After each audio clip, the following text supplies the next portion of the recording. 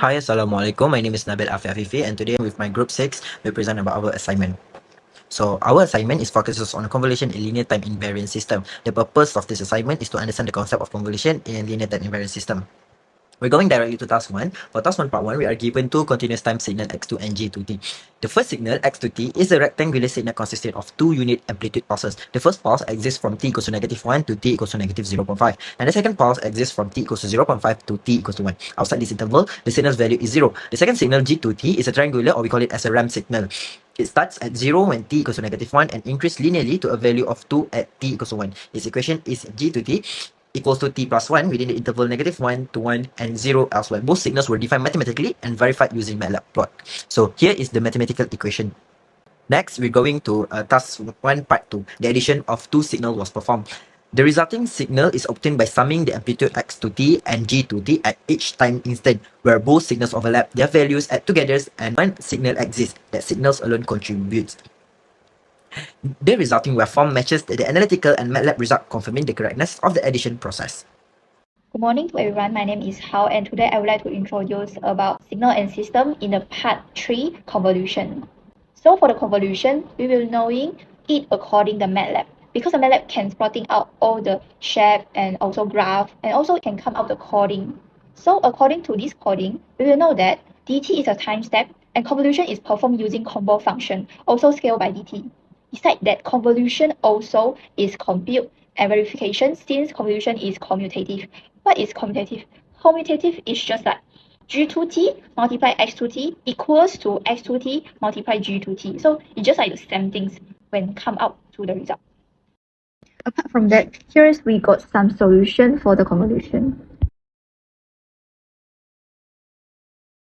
I'm going to explain task 2 manual calculation. First, we look at the first graph. It's a triangle that goes up and down between 0 and 2. And the second graph is step signal with two rectangular blocks at different height. We write this as equation. The triangle is made of ramp and the blocks are made of step function. To get the final signal, we simply add the values together at every point in time. If the triangle is at height 1 and the block is at height 2 at the same time, the new total height is 3. Then we use MATLAB to draw this new combined shape and confirm our math was right. As for the convolution, I used flip, shift, and integrate method manually. My strategy was to divide the calculation into several cases based on the overlap between the signals. For x1t times h1t, I kept the triangle stationary and moved the rectangular pulse. I had to split the triangle peaks because the slope changed from positive to negative.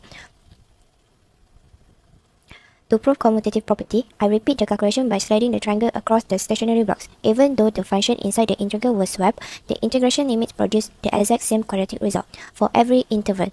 This proves that x times h is equal to h times x. Now I'm going to show you the program of regeneration of signals x1t and h1t using MATLAB. So this is the program.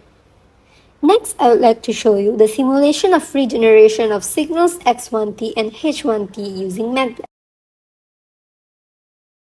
Next, I'm going to show you the MATLAB program for additional of the signals x1t and h1t. Next, we are going to look at the MATLAB verification of the additional of the signals. Now, we are going to look at the MATLAB program for convolution, which is y1t is equals to x1t times h1t. Next, we are going to look at the MATLAB simulation for the convolution y1t equals to x1t times h1t. Next, we are going to look at the MATLAB program for the convolution y1t equals to h1t times x1t. Now, we will look at the MATLAB simulation for convolution y1t is equals to h1t times x1t. Thank you for watching.